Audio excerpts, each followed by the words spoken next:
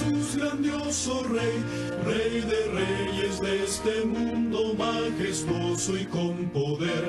Su regreso ya anuncia con señales por doquier, venciendo viene el Rey.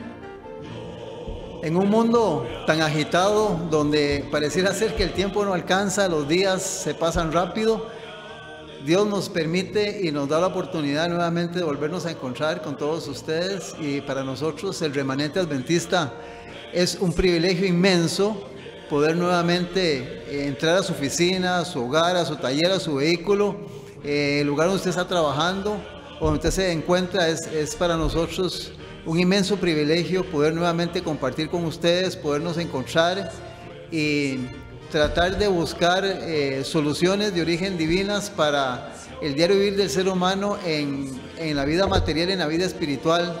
Y Dios ha dejado en el libro santo, en este libro sagrado, toda la admonición, toda la enseñanza importante que necesitamos para poder ubicarnos en nuestro diario vivir y tratar de, ¿cómo te lo explico?, de que el mundo no te lleve, sino que puedas ir manejando la situación para que puedas marchar en una manera sabia, ordenada, disciplinada, y sobre todo no cometer ningún error, y muchísimo menos tengamos que lamentarnos de algo trágico por algún descuido de errores, donde constantemente vemos cómo diariamente los medios publicitarios nos están trayendo noticias muy dolorosas, muy tristes, ante la pérdida de tantas vidas humanas y tantas fatales decisiones que el ser humano está tomando diariamente, y está causando mucho dolor y mucho sufrimiento, no solo a familias, a países, sino también, me imagino yo, que ya los seres celestiales ven con tristeza la forma en que el ser humano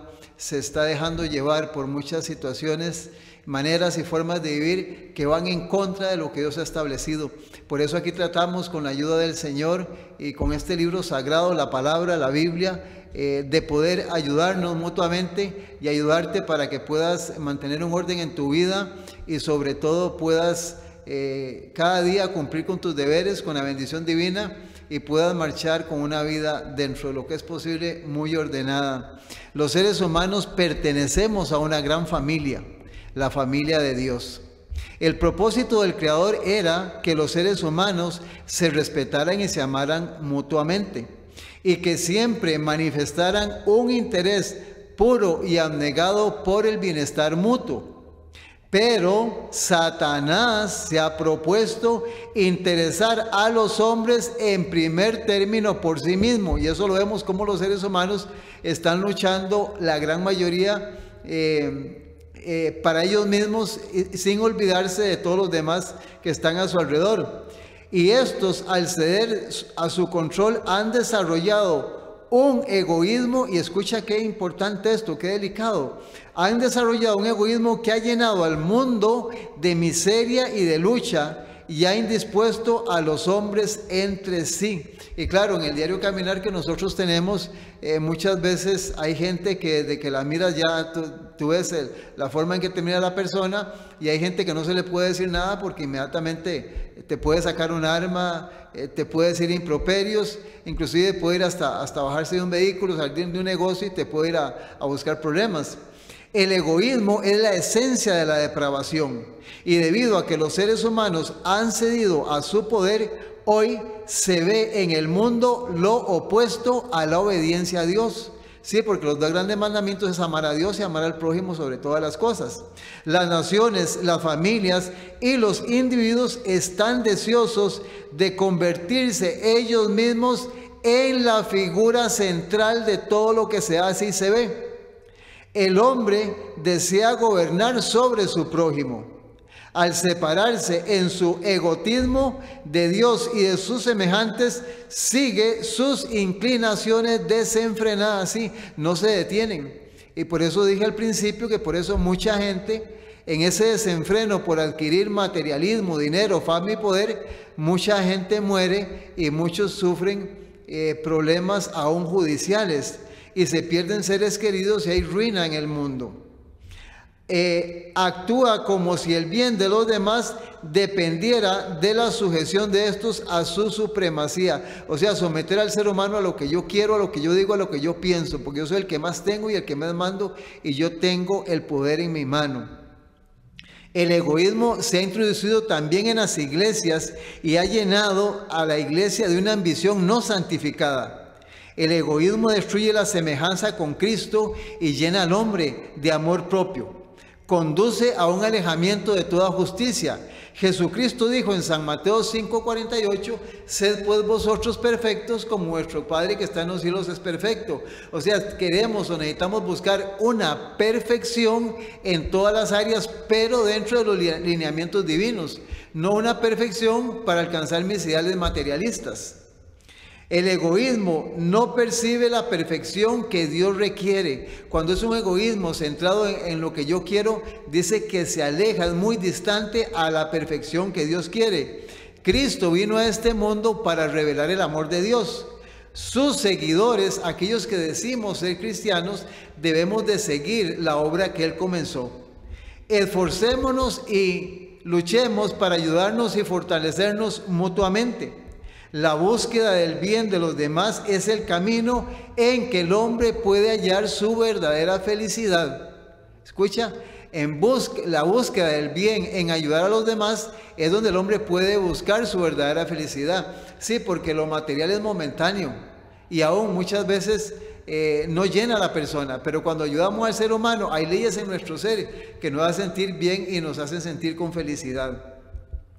El hombre no obra contra sus propios intereses cuando ama a Dios y ama a sus semejantes. Sí, no está dentro de lo que Dios no quería, sino que cuando cumple con el amar a Dios, a sus semejantes, está dentro de la esencia de la forma en como Dios creó al ser humano a imagen y semejanza. Cuanto más desprendido sea su espíritu, tanto más feliz será porque está cumpliendo el propósito de Dios para él. Qué hermoso este pensamiento, ¿eh? Entre más cumplamos el propósito de Dios, más felices seremos. Así es como se respira la atmósfera celestial, la que llena de gozo. Para Él la vida constituye, para el ser humano, hombre y mujer, la vida constituye un cometido sagrado que considera inestimable porque ha sido dado por Dios para ser empleado para el servicio de los demás. Qué maravilloso esto. Somos el remanente adventista. Nuevamente, gracias por tu sintonía y por permitirnos nuevamente estar en su hogar a través de Radio Costa Rica y de Canal 19. Quisiéramos, como siempre es nuestra costumbre, vamos a abrir la palabra de Dios para ya meternos de lleno en la palabra divina, para que juntos podamos explorar y analizar un tema tan importante como hemos puesto por título este tema, principios conflictivos. Principios conflictivos porque hay principios inherentes en la persona. Un principio es una verdad fundamental y eterna que Dios ha puesto en la mente y en la estructura del ser humano. Pero se vuelven conflictivos cuando tenemos que tomar decisiones en la forma en que el mundo y el ser humano está viviendo. Entonces hay principios que entran en pugna con lo que Dios ha establecido. Así que yo le invito para que usted pueda acompañarnos en esta oración y juntos podamos pedirle a Dios que nos guíe a través del estudio de su palabra. Vamos a orar. Padre celestial y eterno, fundador y creador de todo el universo, a ti, oh Dios, en esta hora queremos darte gracias por todos los días que nos permites seguir existiendo en este mundo y por todas tus bendiciones temporales, materiales, que nos das diariamente, no solo en la hermosa naturaleza, en todo este globo terráqueo, donde habita todos los seres humanos en las diferentes partes de este mundo. Señor, podemos contemplar y podemos darnos cuenta que hay una mano divina, hay un ser infinito que se ha encargado de mantener esto en armonía y sobre todo para la felicidad y para bienestar del ser humano. Por eso cuando levantamos nuestros ojos hacia el cielo y especialmente en las noches de verano, cuando contemplamos las estrellas y vemos el firmamento, Señor, no nos queda más que reconocer que esto tiene un origen y que tiene un hacedor. Y gracias, Señor, porque en la vida de su Hijo amado Jesucristo hemos podido entender quién eres tú, oh Padre Celestial. Y por eso en esta hora queremos unirnos a todos nuestros hermanos, hermanas, amigos y amigas, no solo en el mundo entero, sino especialmente los que nos escuchan a través de Radio Costa Rica y de Canal 19. Que podamos, oh Dios, sacar momentos para meditar y analizar, Señor, lo que has dejado y lo que has planteado y planificado en este libro sagrado, en la Biblia, que será el futuro, la herencia gloriosa para todos aquellos que tomen la decisión de poder, Señor, dedicar su vida para vivir dentro de acuerdo del plan divino que has establecido originalmente para el ser humano. Para eso queremos rogarte que nos des una mente receptiva, un corazón dócil, y que quites todo prejuicio, y que podamos, como un niño, cuando escucha a su mamá, poder escuchar tu palabra cuando nos habla. Estos versículos y capítulos inmortales de este libro sagrado, Señor, cambian y ordenan la vida del ser humano. Por eso queremos rogarte que nos ayudes en esta hora para que juntos podamos explorar, Señor, las verdades tan importantes para que cuando tengamos que tomar decisiones, esas decisiones, Señor, estén respaldadas por la eternidad. Bendice a los hermanos y las familias que gentilmente nos ayudan económicamente en este ministerio, a las familias que trabajan también, a los hermanos que trabajan en todo lo que tiene que ver la programación, tanto en Radio Costa Rica como en Canal 19. Señor, y que juntos podamos, mientras el tiempo nos permita y este mundo continúe, seguir aportando, Señor, la enseñanza y las verdades que has dejado en este libro sagrado. Gracias, oh Dios, por estas bendiciones, te las pedimos y te las agradecemos en el nombre de su Hijo amadísimo, el Señor Jesucristo. Amén y amén. ¿Saben qué es interesante en este tiempo que estamos viviendo? No es que en el pasado no haya sucedido, pero cuando tú lees en Mateo 24:7, en el capítulo 13 de San Marcos, en el capítulo 21 del Evangelio según San Lucas, todos los acontecimientos que acaecerían antes de que Jesús regrese, esta palabra terremoto aparece en los 3 evangelios. Y San Mateo dice terremotos, Lucas dice grandes terremotos. Y esto ha existido durante muchos años a través de la historia del planeta. Pero en esta época ya la cantidad de sismos telúricos, de movimientos, va aumentando y aumentando y aumentando. Y déjame decirte por qué menciono esto en este momento. Porque nos hemos dado cuenta que cuando esto sucede hay gente que se muere del corazón. Y mucha gente dice, bueno, pero ¿por qué esa persona se muere si es un terremoto? Y te voy a decir algo muy importante. El ser humano no fue creado para que estuviera experimentando y viviendo todo lo que está viviendo en este momento. O sea, el ser humano no fue creado para usar un revólver, una ametralladora, para quitarle la vida a otro ser humano. El ser humano no fue creado para tomar lo ajeno. El ser humano no fue creado para quitarle la esposa al vecino. El ser humano no fue creado para ser homosexual, ni para ser un alcohólico, ni un drogadicto. Todo eso es adverso a lo que Dios originalmente en este cuerpo estableció desde el principio. Él implantó la imagen divina. Entonces, para muchas personas, los movimientos telúricos, y bueno, si tú tienes la bendición de que no te da miedo, pues no te da miedo. Pero casi todos los seres humanos buscamos dónde defendernos o acomodarnos cuando eso sucede, si nos da tiempo. Y hay personas que en su estructura y en su mente no soportan un movimiento telúrico. Y es ahí donde muchas personas pierden la vida. Y esto es algo que se va a dar. Y mencionamos esto porque es importante que si tú sabes que hay una persona que padece mucho de esto o que le da mucho miedo, que tú puedas explicarle para que el día de mañana, en un terremoto, más si es un ser querido, un ser que apreciamos o queremos, de ahí lo encontremos ahí muerto. Entonces hay un trabajo que tenemos que hacer en todas las áreas. En un mundo hostil donde estamos viviendo, tenemos, y repito, que luchar con cosas y situaciones que no fueron originalmente dadas para el ser humano. Por eso tratamos aquí en el Remanente Adventista de tratar de plantearte y enseñarte lo que originalmente Dios estableció para la forma en que el ser humano debe de vivir.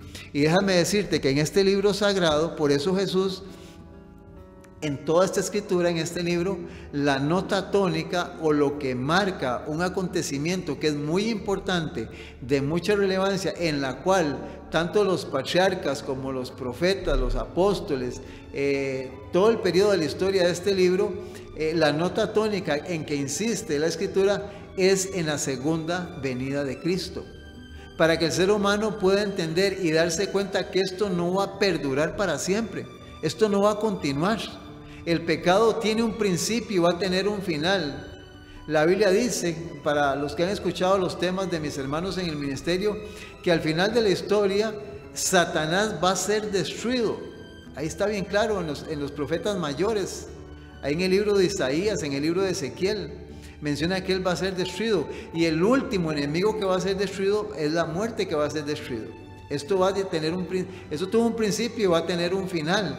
Sin embargo, dentro de toda esta historia, las personas que han vivido durante muchas dispensaciones o tiempos han recibido la promesa y la enseñanza de que habría un momento en la historia de la humanidad en que Jesucristo regresaría por segunda vez a la tierra. Y tú puedes leer, te voy a recomendar un capítulo para que lo leas, Apocalipsis capítulo 19, ahí se presenta cómo Jesús va a regresar. Y él va a venir por segunda vez a la tierra. Ahora, en cuanto a esto de la segunda venida de Cristo, hay un libro que está a la par de Apocalipsis. Es el libro de Judas. Es un libro que tiene nada más un capítulo. Y vea qué interesante, porque en el versículo 14 y 15, estos dos versículos del único capítulo que tiene Judas, vea lo que leemos en Escritura. Dice, de estos también profetizó Enoc. Recuerda que en el libro de Génesis se menciona que Enoc caminó 300 años con Dios y Dios se lo llevó. Ahora, ¿qué fue lo que enseñó o qué fue lo que profetizó Enoc? Dice Judas, casi 4000 años después, cuando el Espíritu Santo inspiró a Judas para que escribiera esto. Dice el libro de Judas, dice, de estos también profetizó Enoc, séptimo desde Adán, diciendo, he aquí que vino el Señor con sus santas decenas de millares para hacer juicio contra todos, versículo 15, y dejar convictos a todos los impíos de todas sus obras impías que han hecho impíamente y de todas las cosas duras que los pecadores impíos han hablado contra él. Entonces aquí está presentando que el Señor Jesús viene por segunda vez a tierra. Desde que Adán existió, el séptimo como líder patriarcal, Enoc, menciona ahí bien claro que él habló sobre la segunda venida de Cristo y habló las consecuencias que iban a recibir todos aquellos que estaban viviendo de acuerdo a toda la información que hay en el libro de Judas. Tú puedes leer el libro de Judas, hay solo un capítulo. Entonces la segunda venida de Cristo nos enseña y nos anuncia en toda la Biblia que es la nota tónica. Ahora déjame decirte algo muy importantísimo en relación a esto. La Biblia es un libro que trae bendición para el ser humano. Si el ser humano no decide estudiarla, pues está en su derecho, porque Dios no obliga a nadie. Pero si el ser humano no estudia la Biblia porque no quiere o porque no tiene tiempo, puede hacer que estemos viviendo incorrectamente, que es lo más seguro, y estamos haciendo cosas en nuestro diario vivir que no están dentro del plan divino.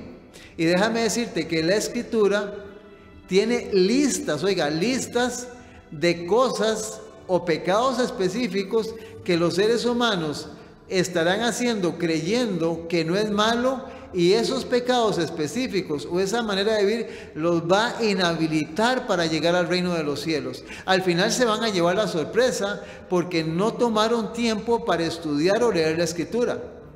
Ahora, si tú no puedes estudiar o leer porque te cuesta, porque no tienes tiempo, pues gracias a Dios porque estás en Radio Costa Rica, estás en Canal 19 y estamos compartiendo estas cosas para que tú puedas entender que también hay otro medio muy importante para llegar a saber o a entender cómo es que debemos de vivir. Y la otra alternativa es escuchando la palabra de Dios y es asistiendo a la iglesia.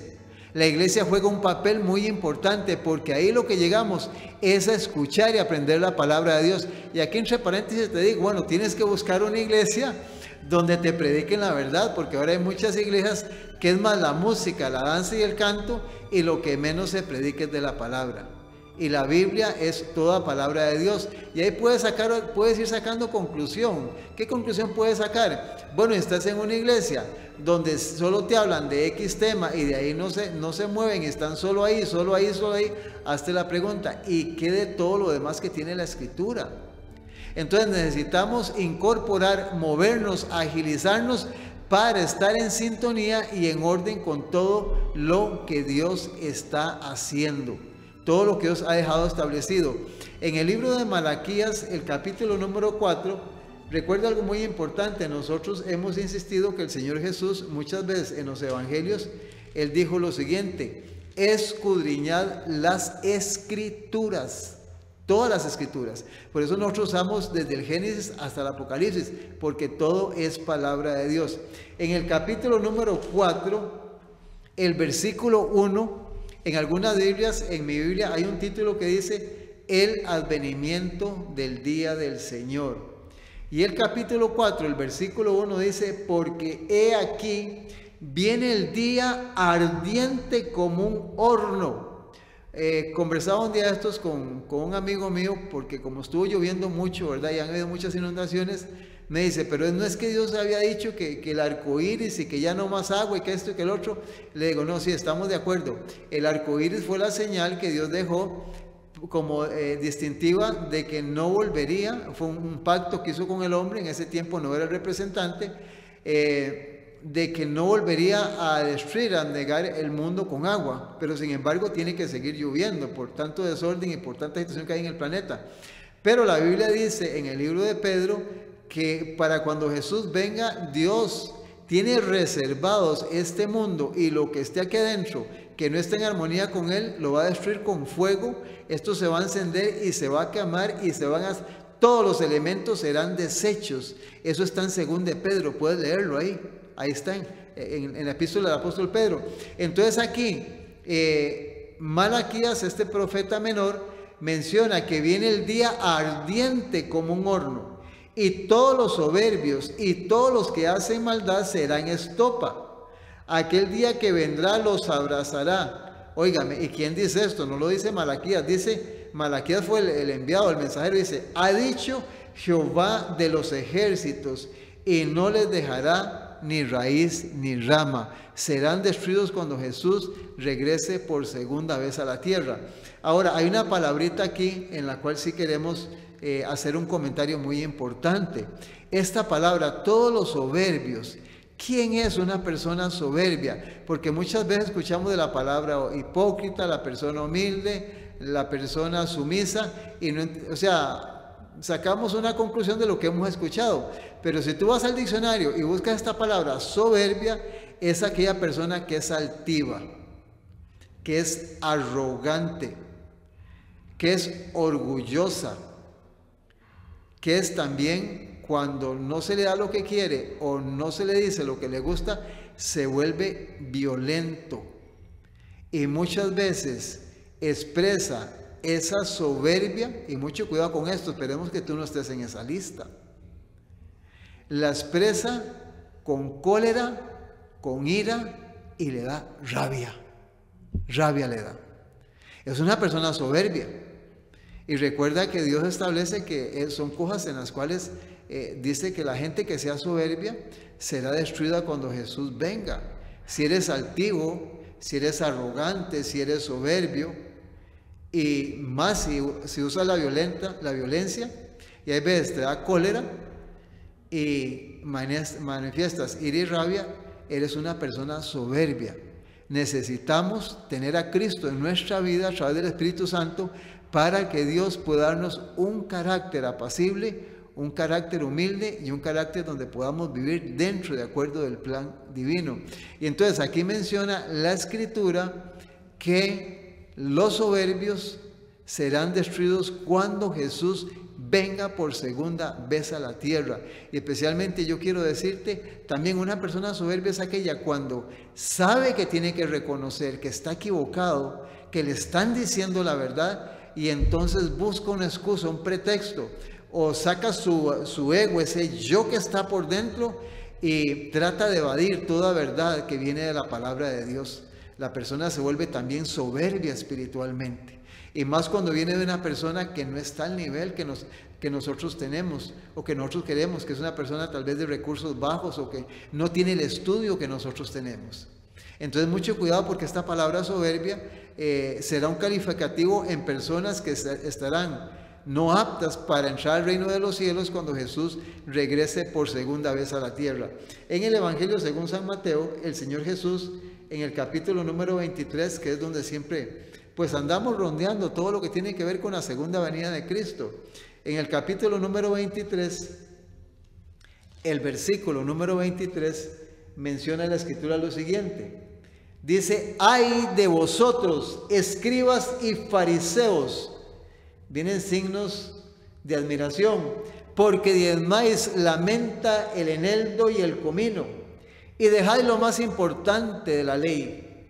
Esto era necesario hacer sin dejar de hacer lo otro. En este versículo nosotros estamos encontrando algo muy importante.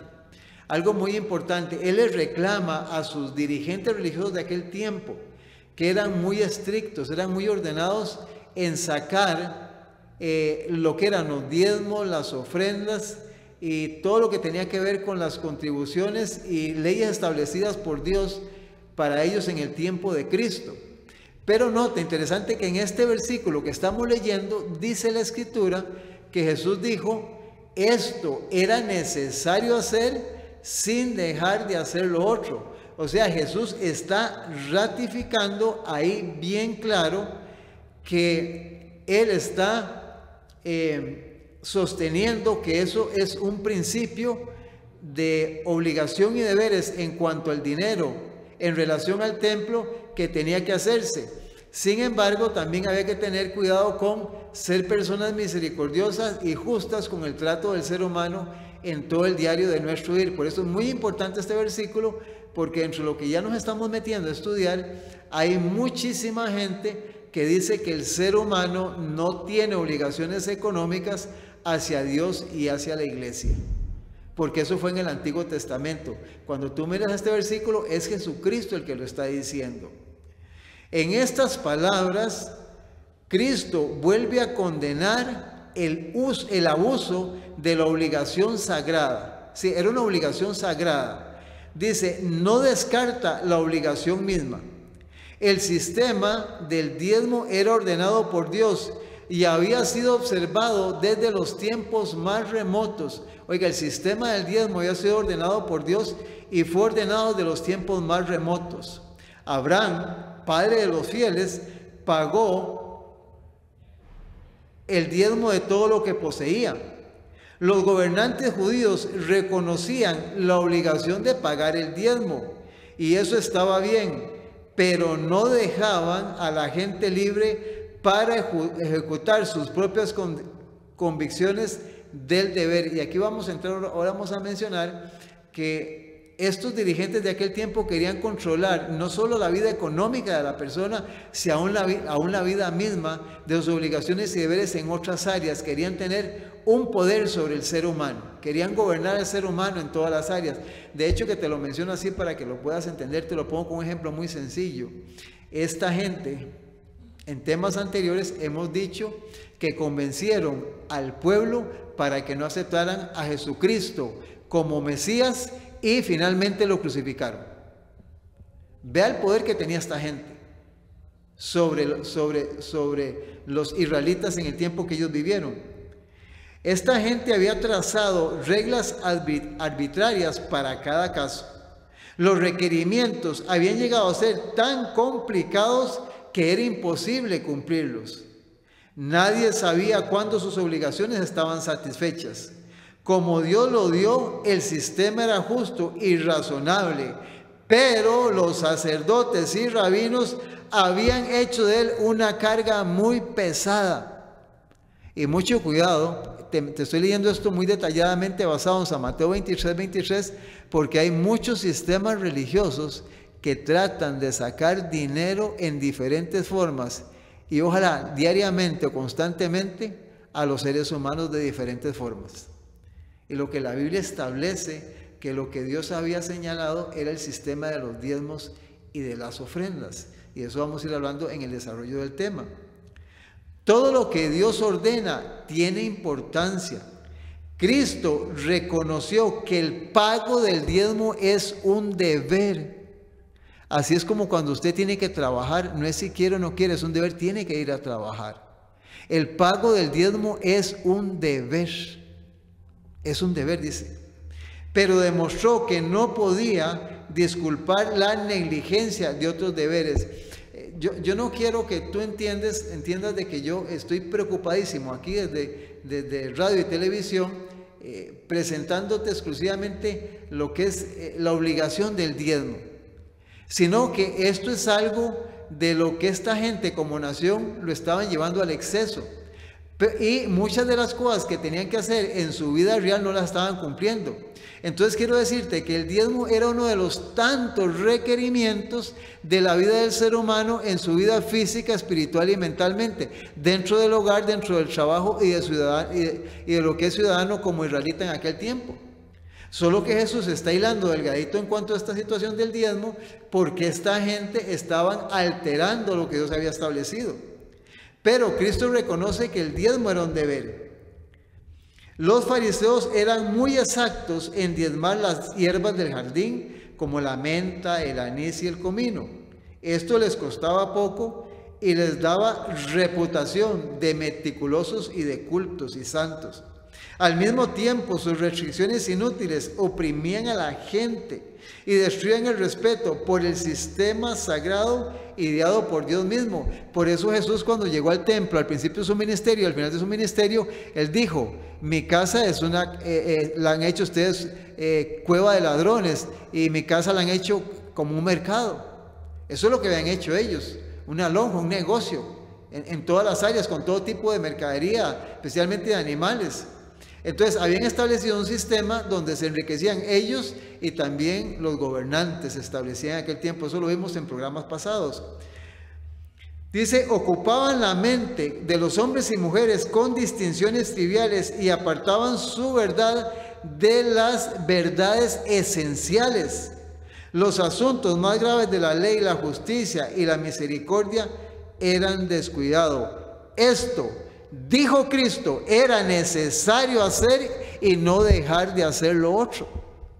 Entonces el sistema del diezmo fue ordenado por Cristo y Él mismo en persona ahí lo ratifica y dice en la palabra de Dios en San Mateo 20 que era necesario hacer sin dejar de hacer lo otro. Vamos a ir a una pausa musical muy hermosa y ya continuamos.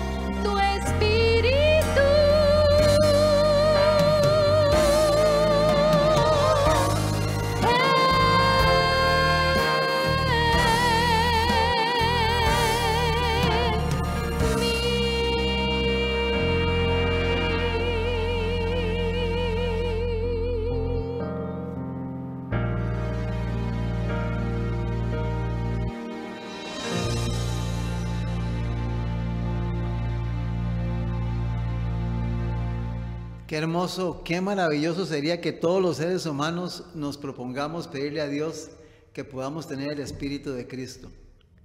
Cristo era una persona de un carácter excelente, educado, refinado, misericordioso, santo, justo, bueno, amable. Todo lo tenía, era el Hijo de Dios. Y cuando oímos un canto como este que dice, pon tu espíritu en mí. Y cuando ese espíritu está en nuestra vida, es cuando nos gusta orar, nos gusta estudiar la Escritura, aprender más de este libro sagrado, de las historias de grandes hombres y mujeres que en el pasado lo dejaron todo, de diferentes niveles, para poder servirle a Dios y alcanzar el ideal cristiano. Pablo es uno que decía, me he propuesto y todo lo tengo por basura para seguir el llamamiento, el blanco supremo. Y él al final de su ministerio dice, no es que lo haya alcanzado, pero sigo para que al final me den la corona de vida eterna, y no solo a mí, sino a los que esperan y aman la segunda venida de Cristo. El desafío tú lo tienes, pero déjame decirte que si hay algo hermoso en el mundo para un ser humano es involucrarse con las cosas que tienen que ver con todo lo que es espiritual. La iglesia, la oración, la Biblia, el vivir y tener amistad, camaradería con personas que están luchando por ser mejores, por vivir en una manera correcta. Eso es tan importante y tan lindo. Si no lo estás haciendo, el Señor te invita para que puedas buscar ambientes y puedas no solo ser parte, sino que puedas incorporar a tu familia. Estamos hablando de los ayes que Jesús habló sobre los dirigentes de aquel tiempo. Y estamos viendo y diciendo que el sistema del diezmo, Jesús mismo en San Mateo 23:23 está ratificando que era necesario esto, tanto como los demás requerimientos en la vida diaria del ser humano. En el capítulo 23 de San Mateo, de hecho que tú debes de leer todo este capítulo 23 de San Mateo, el versículo 25 Jesús vuelve a decir, ay de vosotros, escribas y fariseos hipócritas, porque limpiáis lo de fuera del vaso y del plato, pero por dentro estáis llenos de robo y de injusticia. Óigame, qué tremendo esta gente. Qué clase de liderazgo tenía la iglesia en aquel tiempo. Imagínense, si así andaban los líderes religiosos, imagínense cómo andaban los gobernantes. Qué terrible, ¿verdad? Jesús vivió eso en carne propia. En el 23:25 y en el 23:14 Jesús dice lo siguiente. Dice el versículo 14, ay de vosotras, escribas y fariseos hipócritas, porque devoráis las casas de las viudas y como pretexto hacéis largas oraciones, por esto recibiréis mayor condenación. Nota que aquí Jesús menciona la situación de lo que eran las viudas, las casas de las viudas. ¿Por qué Jesús insiste o Jesús menciona la situación de las viudas? Es interesante porque Jesús está reconociendo que hay cosas importantes en las cuales el líder religioso no debe de meterse con la vida particular del ser humano, y menciona esto. Y quisiera decirte que dentro de lo que esta gente hacía era tratar de dominar, controlar la vida totalmente de una viuda, y especialmente cuando esa viuda el marido la había dejado bien económicamente. Entonces ellos trataban de controlar para poder también adueñarse no solo de lo que ella tenía económicamente, sino de sus propiedades y de su propia vida. Eso era esta gente. Los fariseos ejercían gran influencia sobre la gente y la aprovechaban para servir a sus propios intereses. Conquistaban la confianza de las viudas piadosas y les indicaban que era su deber, oiga, dedicar su propiedad a fines religiosos. Cuidado, porque yo sé por experiencia y por lo que he escuchado de líderes religiosos que hasta tratan de pedirle propiedades, vehículos, casas, aún hasta aviones a las personas y a las iglesias. Habiendo conseguido el dominio de su dinero, estos astutos maquinadores lo empleaban para su propio beneficio. Para cubrir su falta de honradez, hacían largas oraciones en público y hacían gran ostentación de piedad. Cristo declaró que esta hipocresía les traería mayor condenación. Por eso dice, ay de vosotros, mayor condenación, porque eran hipócritas. Dice, la historia menciona que la misma reprensión cae sobre muchos que en nuestro tiempo hacen la misma profesión de piedad. ¿Cómo? En nuestro tiempo, actualmente, en nuestros días, hay muchos que tienen esa profesión de piedad. Entonces, ten mucho cuidado cuando están pidiendo dinero, propiedades, esto y el otro. Y especialmente aquellas mujeres que no tienen marido y tienen posesiones, tengan mucho cuidado de los líderes religiosos, porque Dios ha establecido un plan de benevolencia sistemática para que usted esté bien con lo que establece la Escritura y lo que Dios pide, y no lo que está estableciendo el ser humano para controlar a las masas y a la gente y enriquecerse, y en un púlpito hacen profesión de piedad. Mucho cuidado con esto. Ponga atención, porque esto Jesús lo dejó para nuestros tiempos. Su vida estaba manchada de egoísmo y avaricia, pero arrojaban sobre ella un manto de aparente pureza, y así por un tiempo estuvieron engañando a sus semejantes. Pero déjame decirte algo, podrán engañarte a ti, pero a Dios no van a engañar, porque Dios lo ve todo. Él lee todo propósito del corazón y juzgará a cada uno según sus obras. Qué interesante. Menciona aquí que va a juzgar a cada uno según sus obras, porque está escrito en la palabra del Señor. Es interesante que el mismo Señor Jesús menciona que en estas palabras Cristo vuelve a condenar el abuso de la obligación sagrada. No descarta la obligación misma. El sistema era ordenado por Dios desde tiempos pasados y debía de ser observados hasta que dure el tiempo cuando Él regrese por segunda vez a la tierra, establecido por Dios para pasado, presente y futuro. Aquí mismo en el Evangelio según San Marcos hay algo interesante. San Marcos capítulo número 12 menciona lo siguiente, los versículos del 41 al 44, hablando sobre las viudas. Dice San Marcos capítulo 12, versículo 41, 42, 43 y 44. Estando Jesús sentado delante del arca de la ofrenda, miraba como el pueblo echaba dinero en el arca, y muchos ricos echaban mucho. Y vino una viuda pobre y echó 2 blancas, o sea, un cuadrante, algo muy pequeño. Entonces, llamando a sus discípulos, les dijo: de cierto os digo que esta viuda pobre echó más que todos los que han echado en el arca, porque todos han echado de lo que les sobraba, pero esta, de su pobreza, y escucha, echó todo lo que tenía, todo su sustento. Oiga, me depositó todo esto. Y sabes que es interesante, porque este pasaje,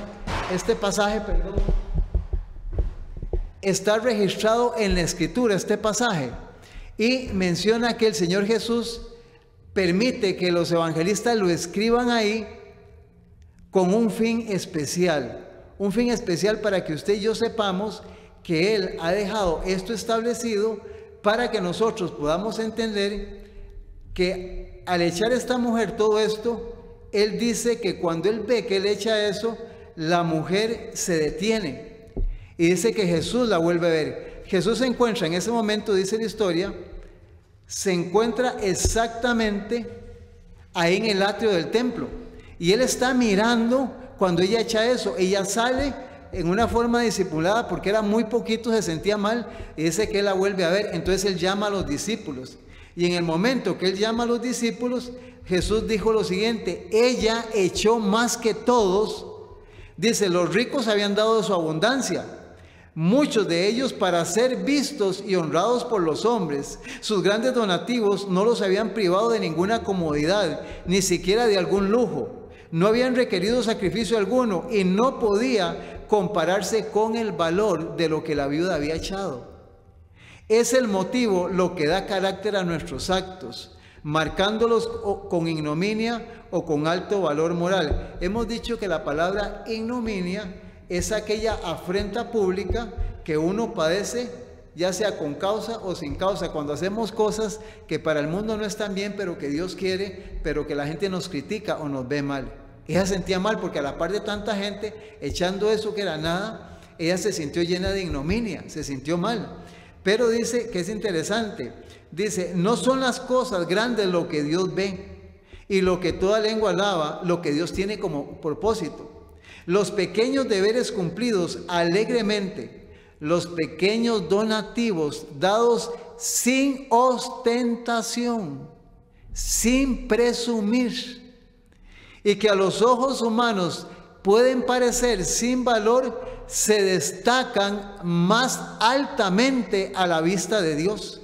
Un corazón lleno de fe y de amor es más apreciable para Dios que el don más ostentoso o costoso. Pero estamos diciendo que no es en sí el diezmo, sino son los deberes diarios de cada persona, y el diezmo entra de eso. Pero esta gente estaba más preocupada por sacar el dinero a las personas, porque eran materialistas, eran hipócritas. Y entonces estaban enredando al ser humano en una vida materialista, una vida de progreso, porque ellos entre más tenían la persona, más le podían sacar.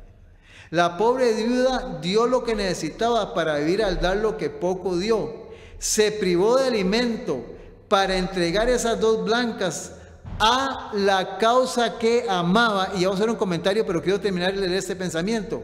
Dice que echó lo que amaba y lo hizo con fe, creyendo que su Padre Celestial no pasaría por alto su necesidad. Fue este espíritu anegado y esta fe infantil lo que mereció el elogio del Salvador. Dice, esta forma de fe infantil, dice, y espíritu anegado fue lo que el Salvador quiso reconocer en ese momento y explicar a los discípulos. Y aquí yo quiero hacerte un comentario muy importante. Cuando nosotros amamos esta causa, ¿cuál causa? La que vino a dejar Él hace 2000 años, que es poder establecer iglesias, poder tener medios para predicar el Evangelio, poder sacar personas que están hundidas en el pecado, a través de misioneros, de hombres entregados a la predicación del Evangelio.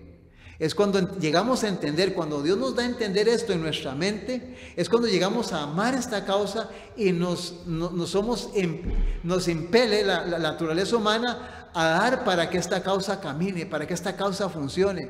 Ella amaba tanto esa causa porque sabía que había establecido por Dios que Él dice que alabó la causa de ella.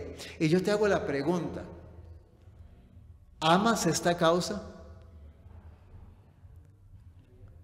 Tus donativos, tus diezmos y ofrendas sistemáticamente están ayudando a la predicación del Evangelio, para que muchos seres humanos semejantes, dijimos al principio que el verdadero amor de un hijo de Dios es amar al prójimo. Y cuando nos enfrentamos a estas situaciones conflictivas, que son principios que deben de estar en nuestra vida, esto nos ayuda a sacar el egoísmo y poder estar dentro del plan establecido por Dios, como estaba aquí establecido, dentro del orden divino. Entonces, la historia de esta mujer ha dejado como consecuencia, ha dejado encerrado aquí, que este pequeño donativo ha sido como un arroyo, pequeño en su principio, pero que se ensancha y se profundiza a medida que va fluyendo en el transcurso de todos los siglos. Han contribuido de 1000 maneras al alivio de los pobres y a la difusión del Evangelio. Y entre esos me cuento yo, porque gracias a Dios algún día llegaron a mi casa, a mi vida, misioneros y materiales que llegaron a las manos de estas personas, por personas que fueron fieles en los diezmos y en las ofrendas y que amaban la predicación del Evangelio. Y gracias a Dios un servidor se encuentra hoy aquí. Igualmente, tú tienes la oportunidad de poder darte cuenta que estás en un tiempo donde puedes colaborar con este ministerio. Ahora hay que tener mucho cuidado, porque quiero ir concluyendo con el libro de Proverbios, el capítulo número 3, porque la Biblia también nos menciona que hay que tener mucho cuidado con esto, porque hemos dicho que estamos tratando de respetar lo que la Biblia enseña y de una preparación que la persona tiene que tener en su diario vivir dentro de lo que está establecido como cristiano, para que cuando Jesús venga esté dentro del plan divino. En el libro de Proverbios capítulo 3, y si no tienes Biblia o estás en un lugar donde no has podido apuntar nada, yo te motivo para que apuntes esto en un papelito. Proverbios capítulo 3, versículos 5 al 10, dice la palabra del Señor. Proverbios 3 del 5 al 10. Fíate de Jehová de todo tu corazón y no te apoyes en tu propia prudencia, manera de pensar, de razonar o de tomar decisiones fuera de un escrito está. Dice, fíate de Jehová y no te apoyes en tu propia prudencia. Reconócelo en todos tus caminos, en tu diario vivir, y Él enderezará tus veredas. No seas sabio en tu propia opinión. Teme a Jehová y apártate del mal, porque será medicina a tu cuerpo y refrigerio para tus huesos. Y versículo 9, escucha. Honra a Jehová con todos tus bienes y con las primicias de todos tus frutos, y sean llenos tus graneros de abundancia, y tus lagares rebosarán de mosto. Esto es palabra de Dios.